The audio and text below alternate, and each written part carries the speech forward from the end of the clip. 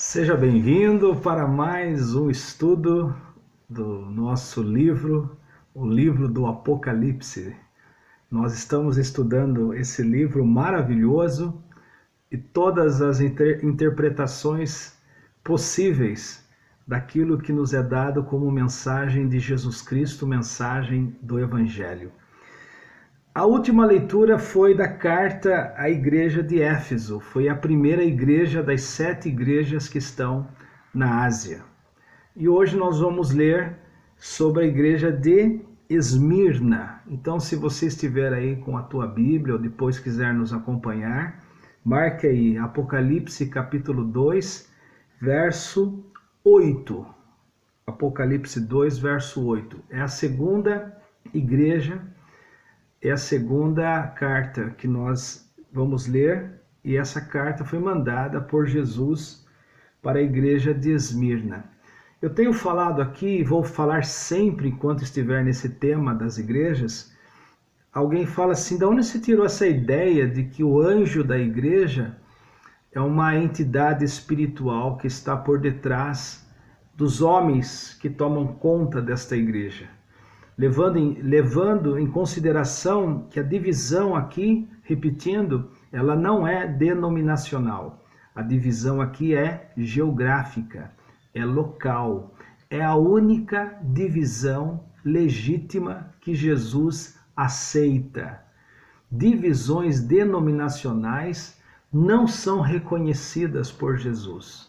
Você não vai encontrar nenhuma denominação de igreja na Bíblia, nem a igreja católica, com todo respeito aos meus irmãos católicos, amigos católicos, mas nem a igreja católica, apostólica, romana é uma denominação. Por que é uma denominação? Porque existe a igreja católica armênia, existe a igreja católica ortodoxa grega. Então a romana, ela é apenas mais uma denominação da igreja comandada pelo Papa na cidade de Roma. Por isso que a igreja apostólica, católica apostólica romana. A igreja ortodoxa grega e a igreja armênia católica, embora elas respeitem o Papa, elas não o têm como chefe de sua igreja. Eu estive em Jerusalém em 2002, eu estive na cidade de Jerusalém, eu fui lá no Monte das Oliveiras, e lá em cima do Monte das Oliveiras, eu vi as 3 igrejas católicas, praticamente elas controlam o fluxo de turistas ali naquele local. A Igreja Católica Romana, a Igreja Católica Ortodoxa e a Igreja Católica Armênia. E é interessante porque elas estão assim uma do lado da outra, cada uma delas dividida por uma cerca. Eu entrei nas 3. Curioso, né? Entrei nas 3, respeito e aprendo e vejo, né? As 3, eu entrei nas 3, a católica romana, armênia e ortodoxa grega, em cima do Monte das Oliveiras. As 3 atribuem o local onde elas estão como sendo o local de onde Jesus subiu ao céu. Bom, voltando ao assunto, daí a pergunta é: de onde você tirou essa ideia, né, que a entidade espiritual, a força espiritual de uma cidade, anjos ou demônios, estão por detrás da figura dos líderes, seja pastor, seja padre, seja um mestre, qualquer um que tenha um grupo, né, de liderança dentro de uma cidade local, dentro de uma igreja local numa cidade. Eu tirei da Bíblia, porque eu estou dizendo para você, não precisa ir atrás de algum outro texto, você pode tirar a interpretação da própria Bíblia, e eu acredito que é mais seguro quando a gente faz isso. No livro de Ezequiel, se não me engano, no capítulo 28, depois eu ponho a referência aqui,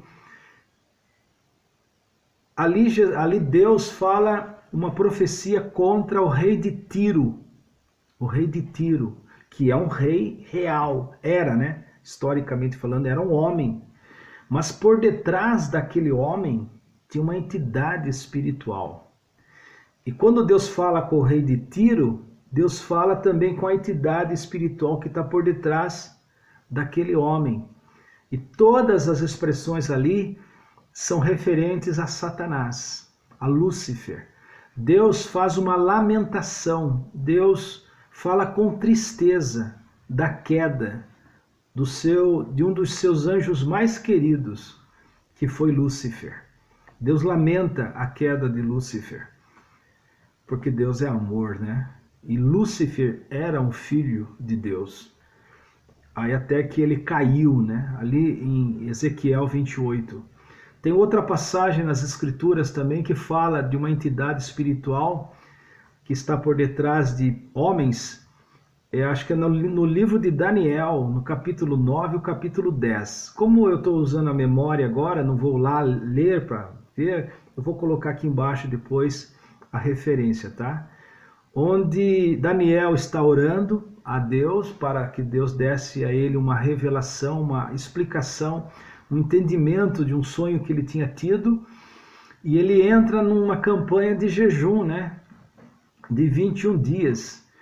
E no final dos 21 dias aparece um anjo para Daniel e fala: olha, Daniel, desde o primeiro dia que você se propôs a orar e a buscar a Deus para esse entendimento, foi-me dada uma ordem para trazer para você aqui a explicação da visão.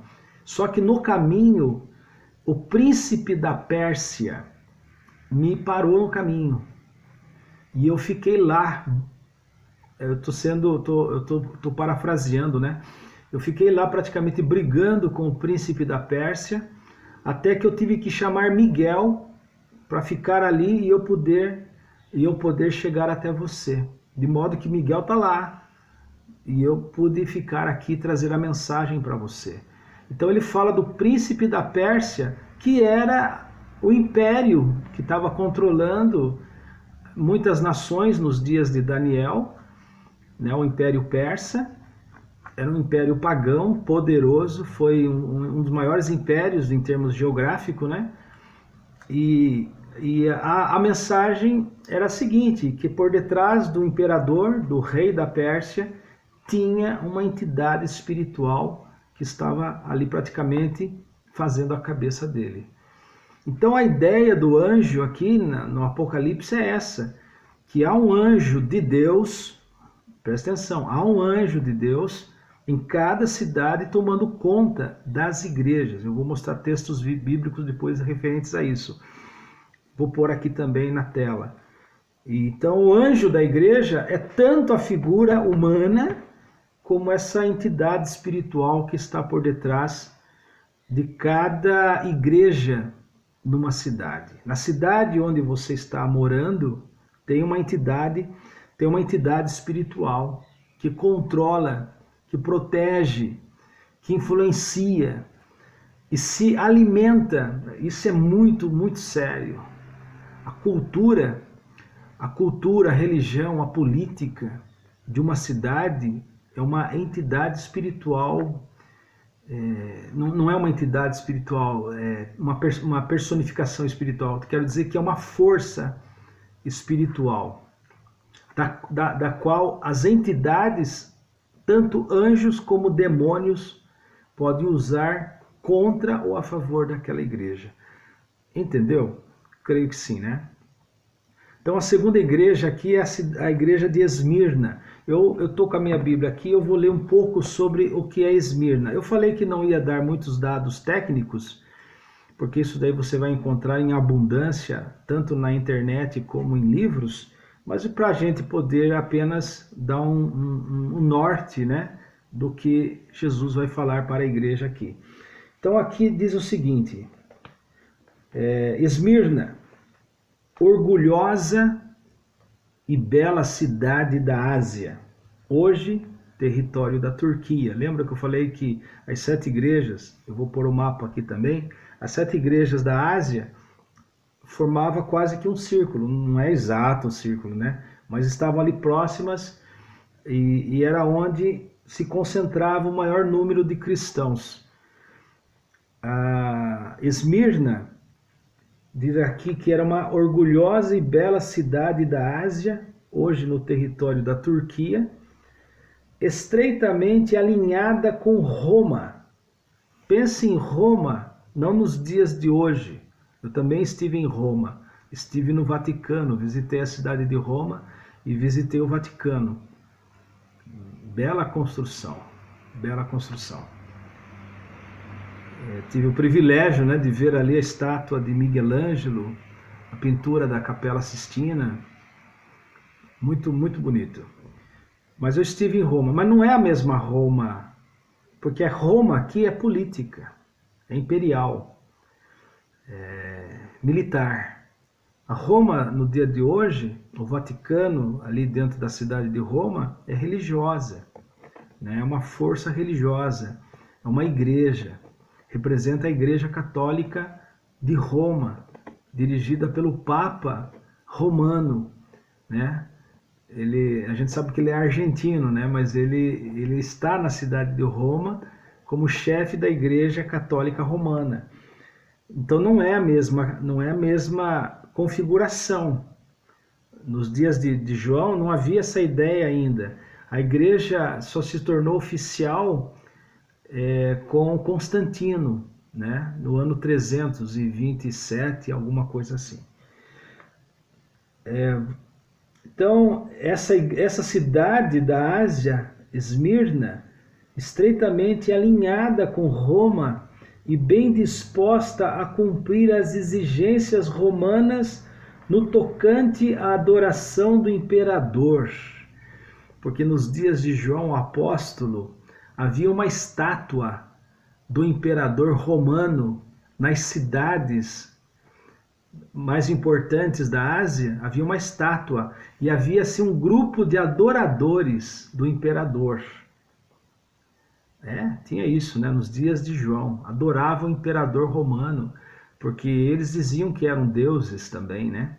Por isso que o evangelho ele foi perseguido, né? Porque os cristãos não aceitavam o imperador como divindade. Os cristãos falavam que Jesus era o Senhor, era o Kyrios, que a palavra quer dizer Senhor soberano, né? Jesus era Senhor. E quando eles falavam que Jesus era o Senhor, o imperador era renegado, né? Então, por isso que Paulo diz lá em Coríntios 12, que naqueles dias, para dizer que Jesus era o Senhor, era somente pelo Espírito Santo. Hoje qualquer um diz, né, que Jesus é o Senhor, né? Não tem perseguição, não tem nada, mas nos dias de Paulo, nos dias de João, para dizer que Jesus era o Senhor, Kyrios, Senhor soberano, tinha que ser cabra macho, tinha que ter o Espírito Santo, porque o sujeito estava correndo o risco de ser degolado, ser jogado no Coliseu, ser preso, ser açoitado. Imagina um apóstolo, né? Indo de cidade em cidade pregando que Jesus era o Senhor. Então, por isso que aqui fala que Esmirna era uma cidade que estava alinhada ao culto ao imperador, né? Adoração do imperador. Esse fato, além de uma população judaica grande e ativamente hostil, os judeus que moravam em Esmirna, eles eram hostil tanto ao culto ao imperador como aos cristãos, né? Tornou extremamente difícil para um cristão morar ali. Policarpo, lembra que eu falei do Policarpo? Ele era discípulo de João, o apóstolo. Policarpo, o mais famoso dos mártires antigos, era bispo de Esmirna, o primeiro e o último. Jesus aparece aqui. Aí agora que eu já li a parte histórica, né? Diz assim: ao anjo da igreja em Esmirna escreve. Veja como o contexto cultural, religioso, econômico da cidade influencia a igreja. Ao anjo da igreja em Esmirna escreve: isso diz o primeiro e o último, que foi morto e reviveu. Jesus que está escrevendo. Conheço a tua tribulação. Não é que Jesus que está escrevendo, Jesus está ditando a João para João escrever.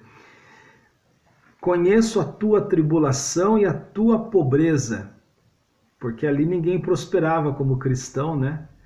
O grupo romano era adorador do imperador e o grupo judaico eram fanáticos religiosos do templo de Jerusalém, dos ensinos dos rabinos.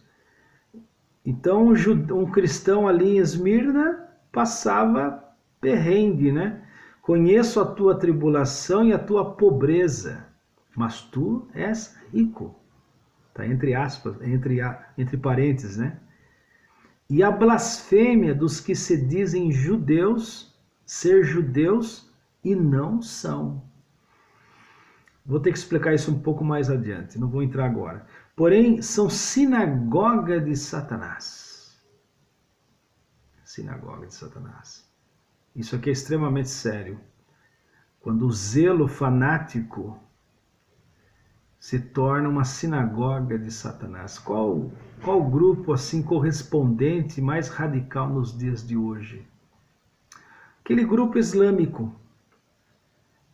Aquele grupo islâmico xiita que degola cristãos por causa da sua religião, o culto a Alá e ao profeta Maomé. É o grupo mais... Mas existem outros grupos fanáticos religiosos nos dias de hoje que têm um zelo por Deus a ponto de matar em nome de Deus. Só que a gente sempre vê que esse fanatismo, não do grupo seguidor, mas do líder, tem mais questões políticas e econômicas envolvidas. Só que ele usa o grupo, ele usa a religião, ele usa o nome de Deus, ele usa o Alcorão, ele usa a Bíblia para influenciar o grupo. Aconteceu nos dias de João isso, nos dias de João em Esmirna. Por isso que aquelas sinagogas onde eles iam para ler a lei de Moisés, e os mais radicais dos judeus perseguiam os cristãos a ponto de querer matá-los, Jesus diz aqui são sinagoga de Satanás. Porque qualquer religião, mesmo que seja em nome de Deus, em nome de Jesus, em nome da Bíblia, que faz mal ao próximo, já virou sinagoga de Satanás. Não importa o nome, não importa a placa, não importa nada. Não temas, Jesus está dizendo para esse grupo de cristãos que estão ali em Esmirna, não temas o que hás de padecer. Eis que o diabo está para lançar alguns de vós na prisão, para que sejais provados, e tereis uma tribulação de 10 dias. Sê fiel até a morte, e dar-te-ei a coroa da vida. Quem tem ouvidos para ouvir, ouça o que o Espírito diz para as igrejas. O que vencer, de modo algum sofrerá o dano da segunda morte. Eu já falei sobre isso, né? Primeira morte, segunda morte. Por que Jesus é chamado de primogênito de toda a ressurreição? O que vencer, de modo algum sofrerá o dano da segunda morte. Mas o ponto aqui não é esses que eu já falei. Esses pontos são periféricos. O ponto central aqui é perseverança, fidelidade na perseguição e até no sofrimento por causa do Evangelho. Alguns lugares no planeta hoje, século 21, cristãos estão passando por isso. Estão sendo presos, assassinados, perseguidos, degolados por causa do Evangelho. Alguns lugares do planeta hoje. Então essa mensagem à igreja de Esmirna, ela é aplicável a algumas igrejas no planeta hoje. E alguns cristãos. Eu penso que um cara que está dentro de uma cela, preso por causa do Evangelho, quando lê isso aqui, se é que pode ler, ele fica extremamente consolado, fortalecido. Não temas o que has de padecer. Alguém fala assim, mas tribulação de 10 dias? Nos dias de João, houve uma tribulação mesmo. Houve uma matança em Esmirna, em cima dos cristãos, que durou 10 dias. Os historiadores falam que isso aqui se refere também a 10 anos de perseguição. Olha, como você quiser interpretar, como eu disse, né, referência técnica, histórica, você vai encontrar em abundância na internet, no Google. Mas o ponto central aqui é a perseguição, o sofrimento que às vezes o evangelho, o verdadeiro evangelho. Nós que estamos aqui no Brasil, uma nação livre, né? Em tese, livre. Não, em tese ela é livre, sim, qualquer um pode cultuar, né, a Deus, inventar o que quiser, né?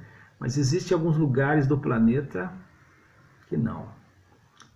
A gente não sabe nem o que é esse tipo de perseguição, ser morto ou ver a sua família sendo morta por causa do evangelho. Mas em alguns lugares do planeta nós temos gente assim e a gente precisa orar por eles. Não temas o que has de padecer, eis que o diabo está para lançar alguns de vós na prisão, para que sejais provados. Deixa eu te falar uma coisa, nos dias de hoje nós temos um evangelho que virou moda, um padrão. Hoje ser evangélico no Brasil, dependendo do local onde você está, é um status ser evangélico. Nada contra isso, nada contra isso. Mas eu digo que o verdadeiro seguidor do evangelho, ele vai padecer perseguições. Ele vai ser provado. Vai ser provado. A sua fé será provada. Às vezes essa provação vem em forma de perseguição, de zombamento, né? Zombaria, de desprezo. Às vezes essa perseguição ou essa provação vem em forma de doença, de enfermidade, de morte, de perdas terríveis. Você fala assim, nossa, eu sirvo a Deus e estou passando por isso. Jesus está dizendo, não temas, não questione a sua fé em mim, por causa do que você está sendo provado. O que é bonito na história de Esmirna, que é a carta mais curtinha que nós temos aqui, é que é a única cidade, talvez não a única, mas ela é uma delas, acho que são 2 cidades, que estão vivas até hoje. E tem cristãos lá hoje. Então, o que eu quero dizer é, se você está padecendo por causa do evangelho na sua vida particular, na sua família, Satanás, Jesus está dizendo, Satanás lançará alguns de vós na prisão. Essa prisão não precisa ser só física, de grades. Essa prisão pode ser uma situação que você está vivendo. Pode ser uma fase que você está passando. Você está preso nela. Você tenta sair de tudo quanto é maneira e não consegue, mesmo você sendo fiel ao Senhor, mesmo você amando a Deus, Satanás lança alguns de vós na prisão. O fato dele lançar alguns de vós na prisão não quer dizer que você está endemoninhado, pelo contrário, porque é uma interpretação muito grotesca de alguns cristãos, que toda perseguição, todo sofrimento é de culpa, é por culpa. Não, você está sendo perseguido, está preso, passando por essa fase, porque você está pecando, porque você está em pecado, ou porque você não está obedecendo a Deus, ou porque você está escondendo alguma coisa. Esses são os amigos de Jó que o diabo às vezes usa para desanimar a gente. Não, às vezes a provação de Satanás, Jesus foi provado por Satanás. Jesus. Só que lá a palavra não é provado, é tentado, mas é a mesma coisa. Jesus foi tentado por Satanás. A fé verdadeira, ela tem que ser provada. Se não quer ter fé, fé pura, verdadeira, ela tem que ser testada.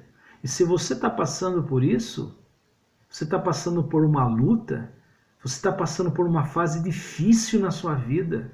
Às vezes é econômica, às vezes é na família, às vezes é pessoal, às vezes é no trabalho, às vezes, enfim. E você tenta sair e não consegue, você está preso, e você ora, e você já fez jejum, e já orou. Você está preso. Jesus está falando para você, olha, não tenha medo, aguenta. Você vai ver o que vai ser resultado dessa situação que você está passando. Esmirna sobreviveu.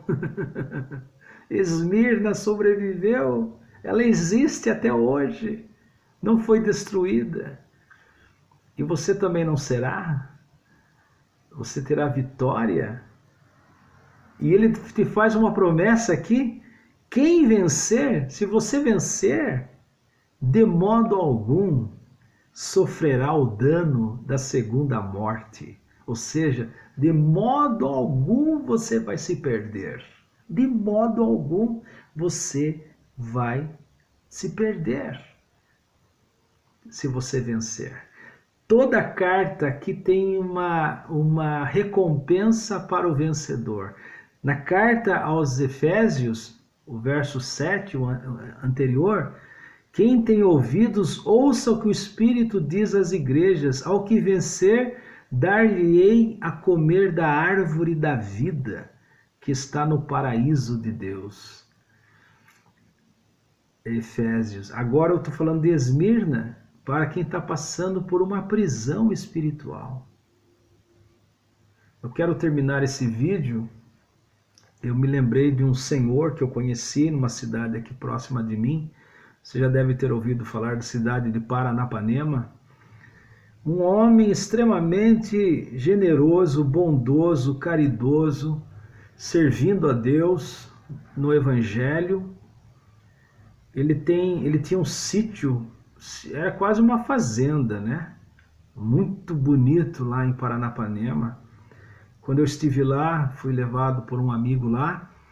Ele me tratou muito bem, ele tratava todo mundo muito bem. Um homem, olha, sinceramente, poucas vezes eu vi alguém como ele. Aí o filho dele ficou com câncer. O filho dele ficou com câncer. E ele era um filho querido dele.